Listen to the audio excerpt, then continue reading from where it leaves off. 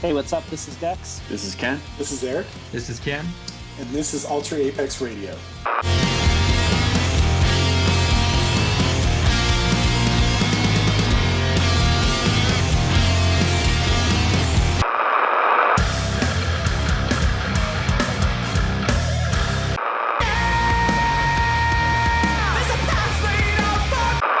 It's turbulent. It's getting turbulent. When you take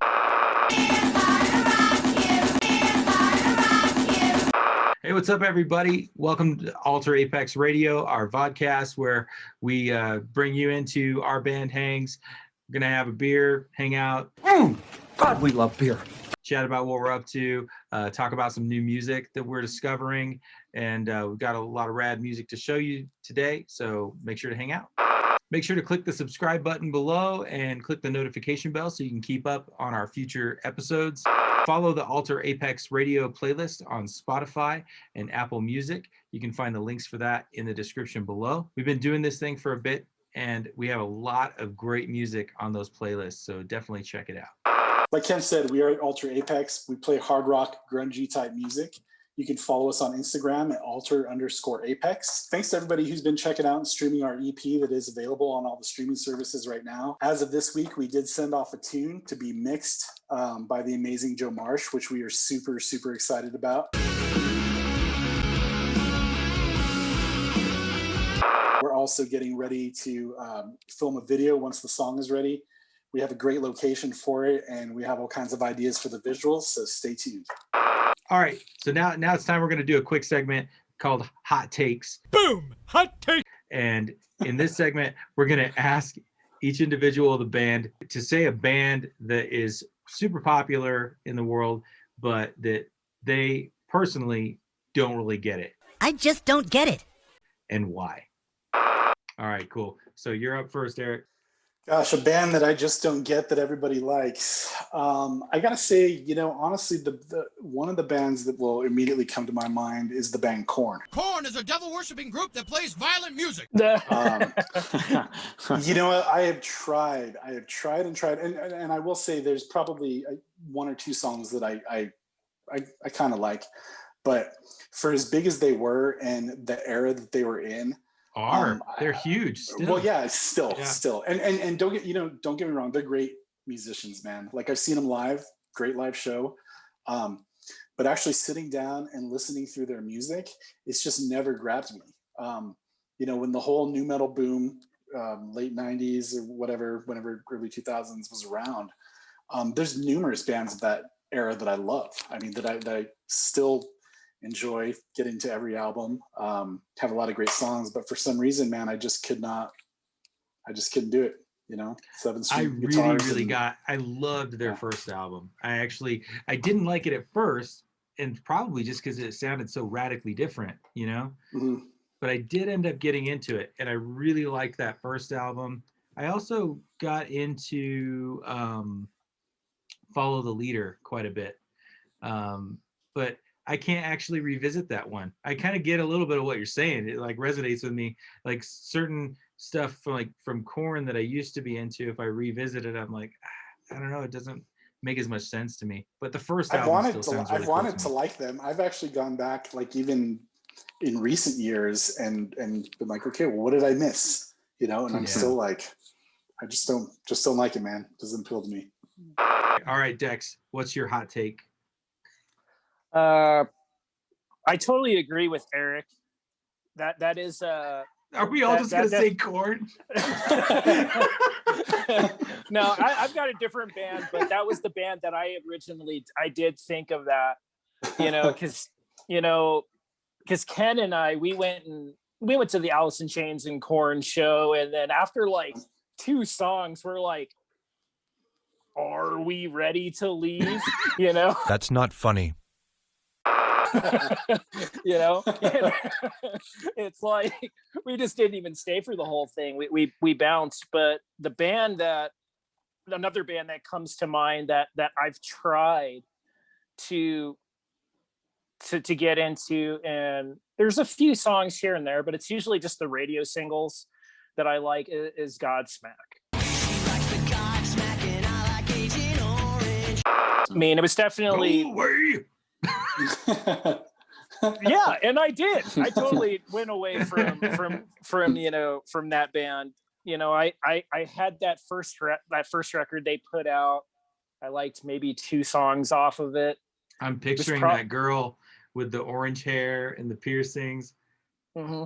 Yeah, that was the one. And I just couldn't get into it, like and when I hear it on the radio now, I feel as though it really hasn't stood the test of time. It's like, dude, it's been 25 years. Are you still that angry? That I would actually be kind of interested because I've heard some stuff recently, like Sully is generally just like uber respected within like the community of rock music, right, as being an amazing musician and songwriter. I think that it's possible because I did get into him around that first album when it blew up. Yeah. And I had that album too. Everybody probably had that album. It definitely got lost on me later, but they're still putting out music, I think. So yeah, maybe there's something that we've missed. There's something about them that, like, just for me personally, just like I don't resonate with it. And it's not to say that it's bad, because it's not bad. It's definitely of that time. Well, they love some of the same bands we love. I mean, you can hear when I hear that first album, I hear a huge blend of Metallica and Alice in Chains. For sure. For sure. And I think it's maybe Sully's voice that didn't capture me, not necessarily like the musicianship, because no, they're a great band, and like I know that they're like musicians that know their stuff, but it's just that voice just didn't really do it for me. I do have a favorite song on that album that I like to make fun of, and it's Voodoo. I love to make fun of I'm not the one who's so far away. But I fucking sing like that now in our band. Yeah. So. Well, I like your voice a lot more than I like Sully's. So I gotta admit that album's a little bit of a guilty pleasure of mine. Like I wasn't super into the band, and there's songs I certainly don't like, but there's some songs I do. But I certainly hear what you're saying. I think it's just a little fun. I'm gonna have to go back. Now, man. Like I gotta listen to some of this stuff. I'm gonna have to listen to some Korn too. Like voodoo spells. What's your hot take, Ken? All right, so mine, I'm gonna say, with Eric saying Korn, it kind of got me thinking. I like a few songs here and there, probably just the big hits, but I was never really into Slipknot that much. How dare you! All of you guys. It's only happened to me one other time. This weird dude at a Slipknot concert. But I'm gonna put a picture of like Corey Taylor all pissed off. Right. Oh, dude, yeah. I mean, they were really good. Like they had some really good stuff. Like that first album was like, when I first heard that, I was like, oh my God. Like it just had such a raw sound. But I was really into metal. Like harder metal. I loved Pantera, and like it sounded to me like when they put out that first album, I was like, this is like a blend of like Pantera and Korn. Like they're taking that really low tune, like, stuff and just speeding it the hell up, like, nuts. What? Like around that whole era, the bands were either painting their faces or wearing masks, so they had some kind of gimmick, right? And for me, the whole thing that came off with Slipknot about that I thought was cheesy was the whole, they got 1 million dudes in the band for one. I mean, it's more members than a ska band, right? Well, they got the trash can player. You gotta have I mean, you got a drummer, but like, who plays the trash can? Like, who? And they do have some songs that rip, man. Like those guys are just heavy. Corey Taylor's an incredible vocalist. But to me, that was something that I just was like, it's kind of lame. But now looking back, dude, I think it's genius, man. Because you know what? Like for as big as they were, some of those dudes, probably with the exception of Corey Taylor, can go to the grocery store and not get bothered. He like Oh, even yeah, back that- yeah, for even sure. back then Yeah. at their peak, he could go to the grocery store, right? Like, Yeah. Yeah, maybe it's now crazy. people wouldn't recognize him anyway, but you know, And it's like a band like Gwar that if Unless one they go to day the grocery store like that. no, like Trust if, in their if they stage persona. with the giant penis. I was gonna say if any of them ever wanted to quit, the band could just continue That's true too. like yeah. Gwar, But they you do know, that. 'cause- They do that, yeah. Yeah, it works. Mhm. Yeah. And like those guys are definitely, as musicians, they're all freaking good. Like their drummer is freaking pretty badass, and I do like some songs, but I just couldn't really get into them. yeah. So I think that I might actually have the hottest take. I'm actually a little nervous to tell you guys what band it is. Are we still friends? Because we all might hang up. You guys are like, Leave. you're like, if he doesn't like them, I don't see how we can be in a band together. So so this is another one of those situations that I feel like, yes, they're all amazing musicians, killer musicians, but I never could really get into Slayer.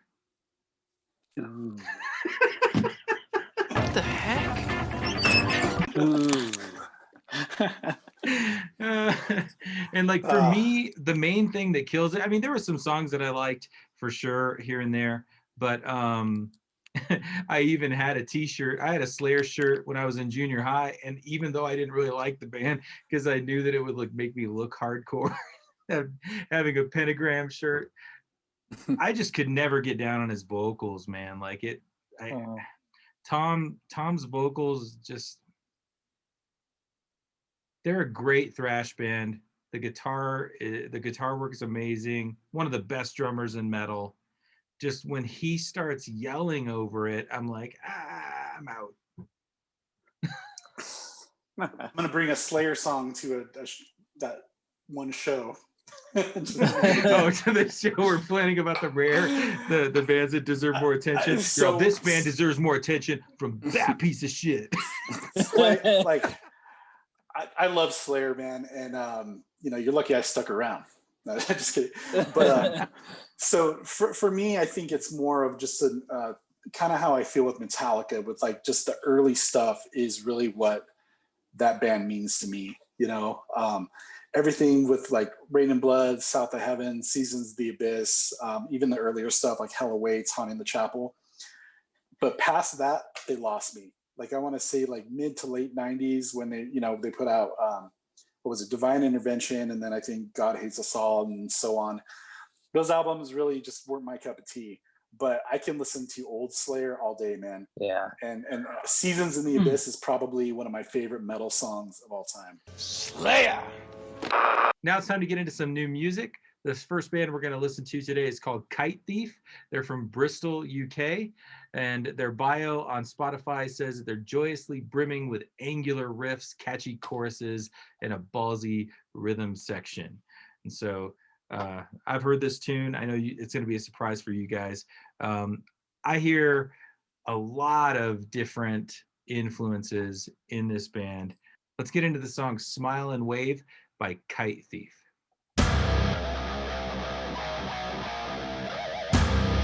Sick. I love a good squeal.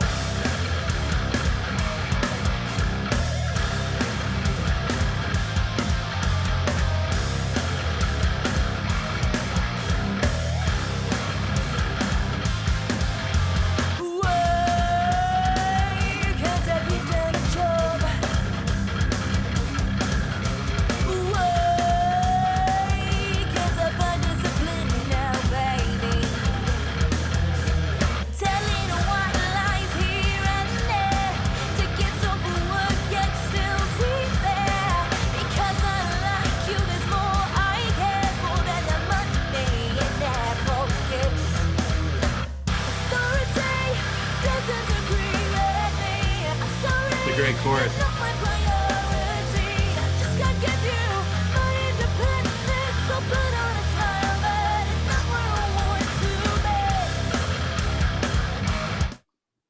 All right, let's chat about that a little bit. those riffs, It sounds man, killer, so right? cool. Yeah. Yeah. Yeah, those squeals are great. I mean, somebody's listening to Zach Wild. Yeah. Zach Wild or Pantera. I just gotta dude. say, where you guys at, dude? I love squeals, you know. So let's. Yeah. let's Like I love them throw too. them in. Yeah, that'd be kind of interesting. I mean, I compartmentalize stuff too much, you know, like, so I feel like certain styles maybe it doesn't belong, but that's where you got to kind of like blur the lines a little bit, and that's how you come up with something cool. I hear a lot of like that new metal era in this band.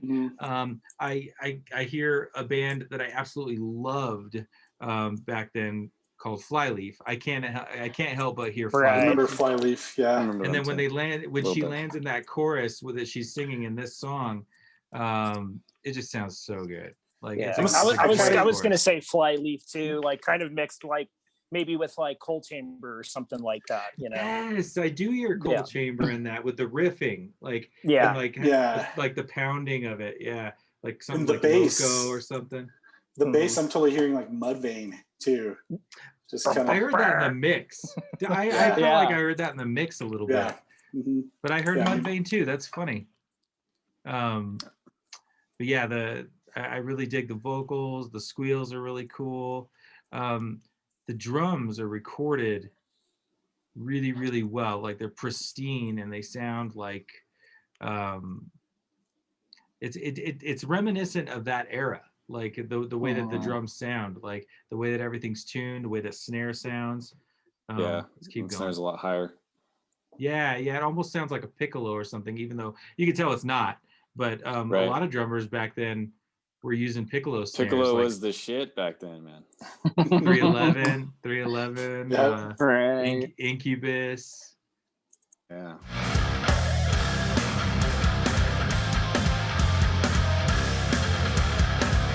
That riff is awesome, man. Can we make a t-shirt that says Piccolo was the shit? It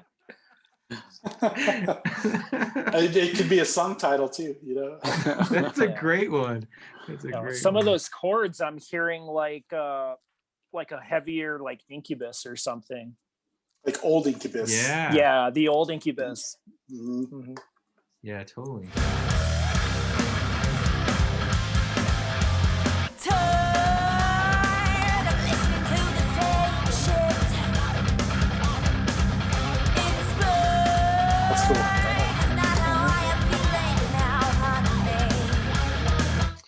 You pick up on that second verse, some of the things that they're changing in the background. They're adding those cool little, like, I don't know if it's a wah kind of thing. It sounds like a wah. But yeah, they like an added auto those little, that sounds really cool, those extra touches that they're putting in there. That change is sick. This is everybody in the audience. Like, even if they didn't come to see that band in particular, never heard them before, everybody is doing that right there. Like, when they just, it's I don't know if that changes halftime, but like when they go to that change, it's just like, you can't help it.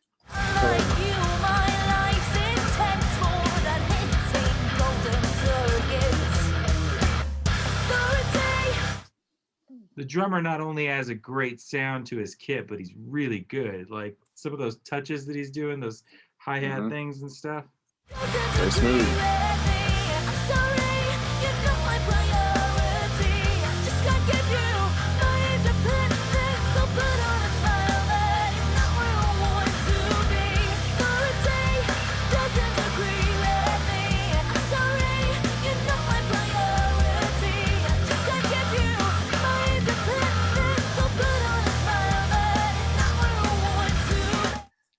Like, it sounds killer. Like, I don't know if, like, I don't know if she'll like this or not, but like, if you end up seeing this video, like, your voice, like, it's really interesting, like, how heavy this song is and how pretty her voice is. Like, it's a beautiful sounding voice. Like, I would love to hear her sing a ballad too. Like, I don't know if they do ballads or not. So, I mean, some bands that, like, they're probably like, why waste our fucking time with a ballad, you know? We're not soft, come on, man. But like, yeah, you could tell that she can sing, man. Like, so I would love to hear like those Yeah. different types of It approaches. honestly, like, it took me by surprise. Like the melody mixed with the heaviness, and it's a good thing. I think it's definitely a good thing, man. It sounds really great, but I didn't expect it, which is also makes it super awesome. Yeah.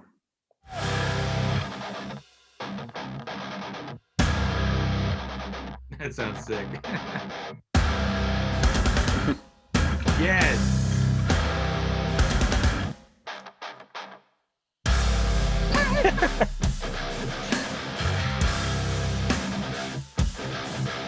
Everyone's moshing in the pit right now. Yes. That guitar tone is badass.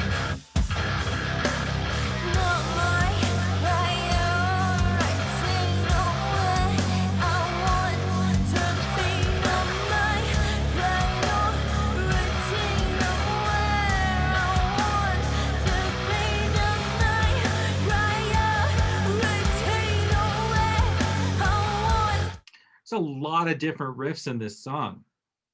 Yeah.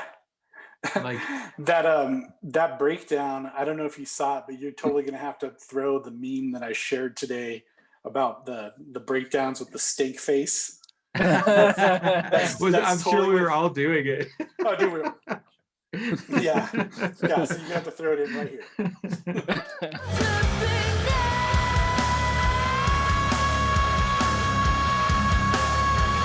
Dude. Killer. Oh, that's cool. What does that remind me of?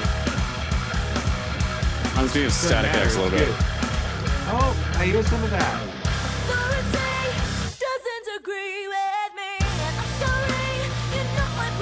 Some West Borland. Yes, that was a great little stop too there. Coming back into the chorus. The da da da da na na na na. That was great.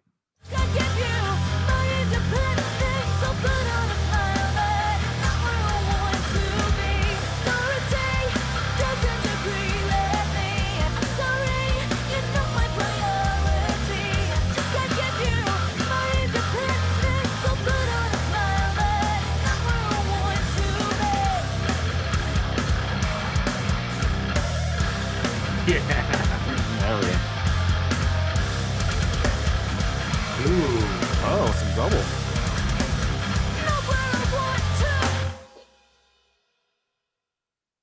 That was cool. Nice. See? And I enjoyed that. Yeah, that was. I love really a good squeal, man. That gets me so excited when I hear a band do it just well like that. Like Yeah. dude, Killswitch Engage probably has the best squeals like out of any metal band there is. But that was a great song. Yeah. Yeah, it was really good. Good job, Kite Thief. Sounds killer. All right, so this next band is from Newcastle, UK. They're called 1080 Trees, and their bio is very short and sweet on Spotify, short and to the point. They are rock music. Nice. From Newcastle, UK. And Okay. yeah, this tune, I can't remember exactly. I think I came across these guys on Submit Hub. And so, yeah, it didn't even take you guys any credits for us to find you. But their new tune is called Born Free.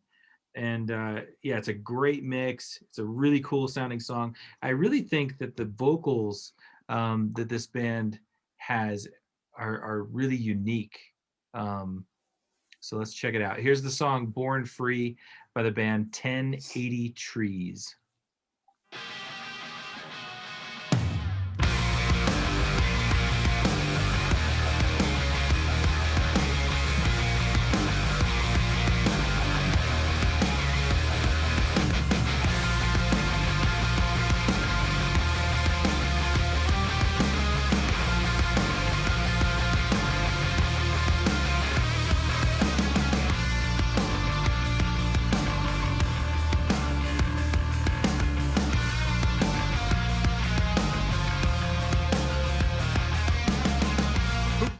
That bass tone's killer, right? Yeah, I love that bass sound. And But it's a good riff too. Yeah, that cool. guitar riff like came out of the gate, like grabbed you. And so obviously you guys can tell This is the vocal part coming in here. Here we go.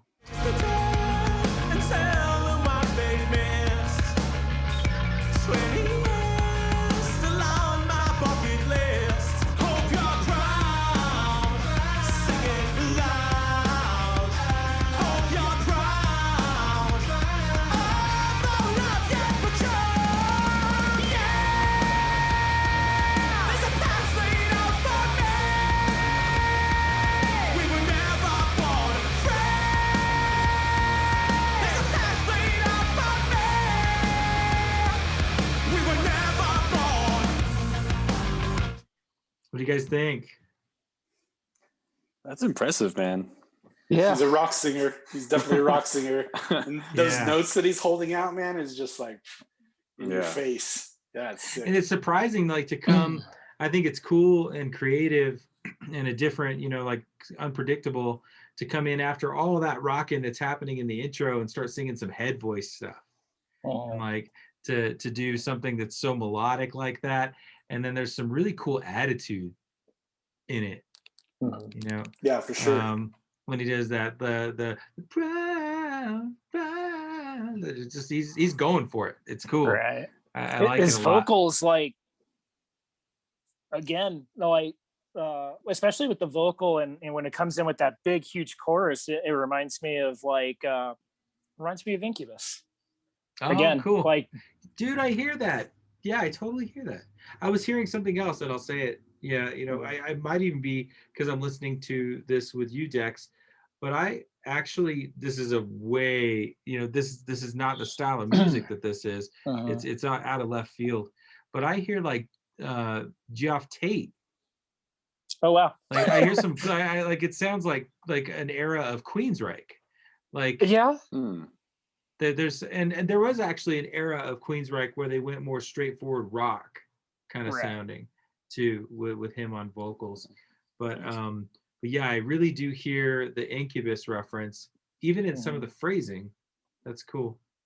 Like the phrasing, and even in some of like the instrumentation as well. Like some of, like, I'm hearing like guitar effects and stuff.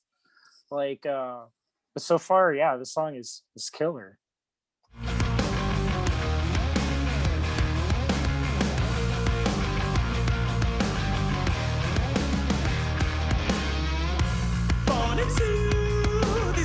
That bass tone, man.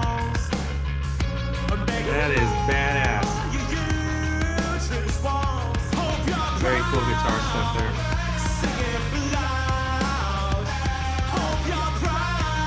Cool.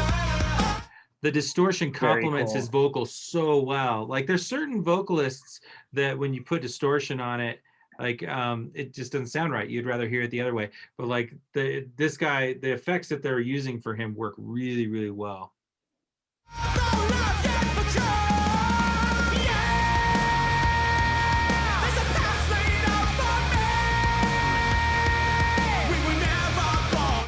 Do you hear the Tate reference now, Dex? Did you hear it just now? Like I definitely hear it.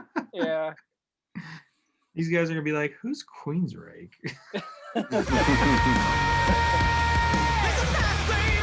That part right there. And like that's a great vocalist to be compared to.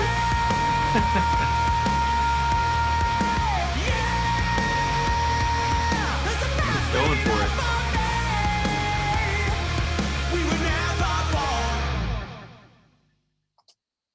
Oh yeah, man. Wow. Wow, cool. Short and sweet. Short and Just sweet. come in here, I'm gonna kick your ass, and then I'm leaving. that was good. great. Yeah, I want to listen to it again. The vocal, good. I mean, everything in the song was great, but the vocals definitely were just kick ass, dude. That was freaking killer.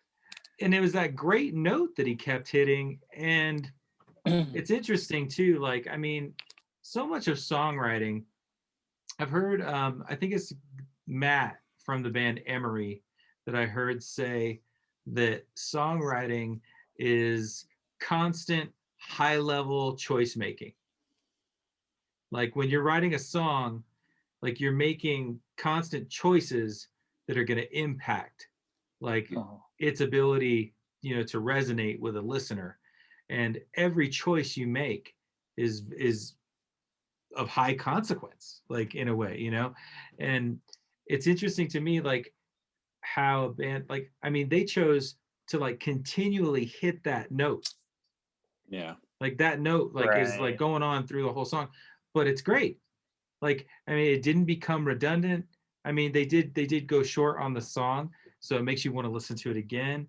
To me, that was like a really like pro level song. That's Yeah. something that could definitely be on the radio. It was like very short and sweet, like maybe 2 minutes, 30 seconds, maybe 3 minutes at tops, you know, and it seemed like there really wasn't like a lot of filler. Everything was like just perfect in its place. Mm-hmm. Yeah, very cool. Good job, guys. Sounds killer. And hope you enjoyed us rocking out to your tune. And hope you know who Queensryche is. These old guys bringing up 80s metal. Everything we hear, we're like, this sounds kind of like AC/DC. And yeah, I hear a little AC/DC in that. All we need is ponytails. Oh, you mean one of these? No, I'm just kidding. Like, all of a sudden, since last week when we saw each other, I pull out a ponytail. Hey, you could have had it in your hat this whole time. We would have never known, man. For this next song, we're going to do something a little bit different. For the most part, we've been normally trying to cover relatively undiscovered music, but we're going to continue to do that. But we're also going to start covering some larger acts. At least two good reasons that we can think of for doing this. We think that the bands that we've been discovering are actually bands that belong alongside bigger rock acts. So there's that. And then we're hoping that covering new releases from larger bands actually kind of maybe gets us on that algorithm a little bit so that we can actually get these other bands that we're discovering the attention that they deserve. And hey, if somebody also learns about our band, then that's a pretty damn big win as well. And so have you guys ever heard the Heart in a Blender song? Of course. I think the right question is, who hasn't heard that song? So this band that we're going to listen to a tune by just put out a brand new song, and they've been blowing it up on Twitter. I think that they've been bigger on Twitter than they've been in band form for a number of years. Yeah, so their page is on fire sometimes. Some of my favorite, like, I think I saw it because I think it was on the Alter Apex feed that I discovered that like we were following them, and I started reading them. So I went and followed my personal account, and every day, man, he's throwing out some zingers. Like, so like. Do you guys have a favorite? Yeah, there was one that I shared on my. I think I screenshot it and put it on my Instagram, and it was like, it said I'm going to put out a bass instructional video called "Pick Another Instrument." he keeps hating on like the third. I like how he calls it the third eye blind guy. Like, yeah. He calls him the third eye blind guy. My favorite one was that he tweeted at Richard Dawkins and asked him, "Hey Richard Dawkins, do you like the Heart in a Blender song?" I just think that's hilarious. Yeah, some of his stuff is funny, man. And you know, he actually, like, it looks like he has some pretty good punk knowledge, because for a while he was like talking about like some punk bands, like, you know, the Descendants is better than No Effects, and actually they're did you see that their name for a while was Not FX or something like that? It was like, yeah, something like Not FX. Like a play on that. So yeah. And so like when you're drumming up that much attention on Twitter, how do you not capitalize on that and release a new song? Like, who knows if they were planning to release a new song or not, but they did. And so, yeah, obviously we've been talking about the band Eve 6, and this is their new tune called Black Nova.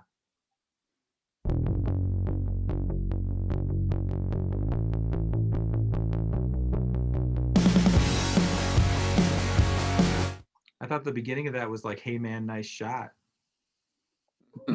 Yeah, I see Reminiscent. that. Yeah.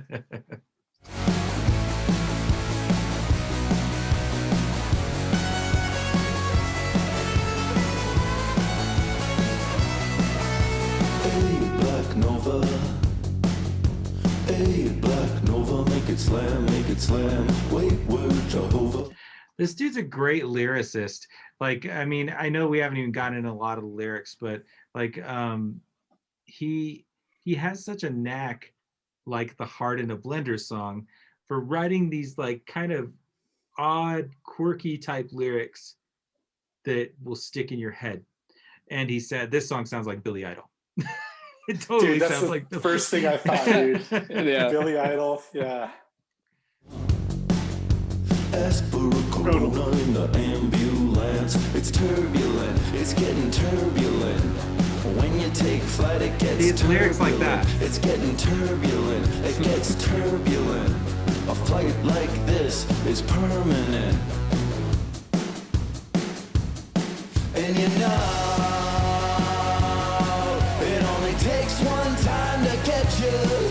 And you know, when death comes to fetch you from the lawn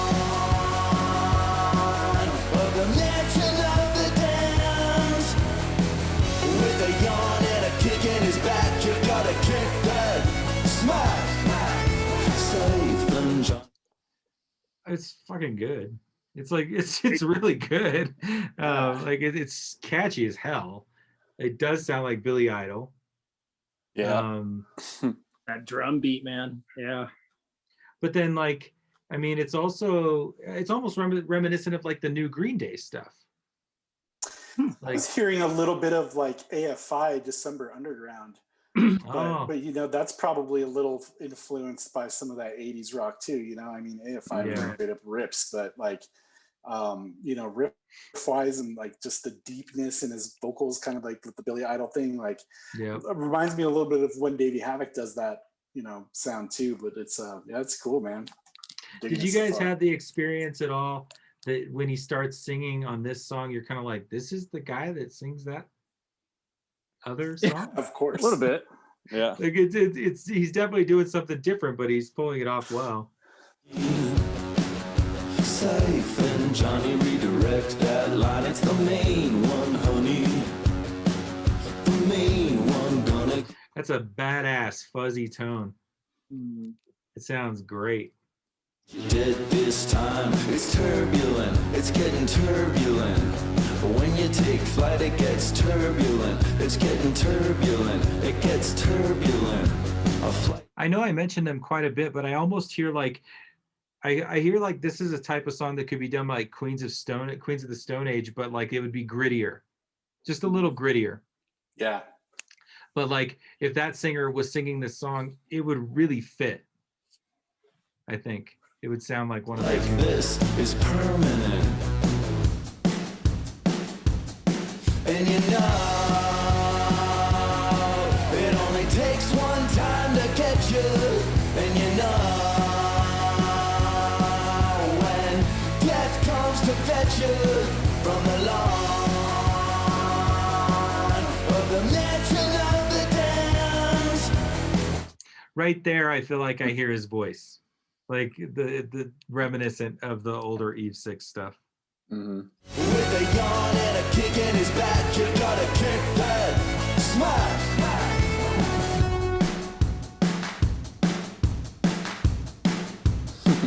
Yeah, that's cool. Hey, Black Nova. Hey, Black Nova, make it slam, make it slam. Wait, word, Jehovah. Ask for a corona in the ambulance. It's turbulent, it's getting turbulent. What the fuck is he talking about, man? I have no clue what the hell he is talking about. But it's like the Heart in a Blender song. What the hell is he talking about, man? But it's cool. Like it's that thing. Like he's got like the knack. Like I mean, Peter Gabriel, like from the 80s. Like he wrote these like random ass lyrics. The Sledgehammer song. Yeah, Shock the Monkey. What the hell is Shock that song about? Monkey is exactly what I was going to talk about. It's an awesome song, but what the? Yeah. Yeah. Didn't Korn do that song? They did a cover of it, right? Did they? If I know they they did, I'm going to covered, put a clip of it here. They covered "Word Up" by Cameo, which I do love that Korn song. That is a great freaking cover, man. Dude, you just hate Korn. Just say you hate him and let it be over. I actually think I convinced myself I like him after this show. I know. We all start liking the bands that we said we didn't get. When you take flight, it gets turbulent. It's getting turbulent. It gets turbulent. A flight like this is permanent. And you know, it only takes one time to get. It's a cool little touch. Do you guys hear the tambourine on the snare and the choruses? It's just on Did the catch snare. that. Yeah, I It's did catch just, that. on the snare hits. Yeah. And you know, when death Those comes pops to are in there fetch too. you If you really listen to from it. Yeah. Oh yeah. dancing of the dance. With a yawn and a kick in his back, you gotta kick that smack.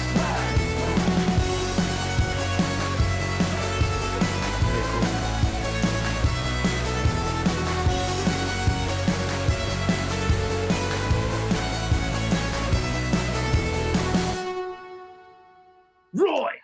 Well, he's still writing catchy as hell music, and he's killing it on Twitter. Yeah. So. Yeah, I gotta say, like the parts in it were insanely intricate, but there's a lot of really memorable parts of that song. I Yep. think everything, the pre-chorus, the chorus, like it's just easily a tune that gets in your head.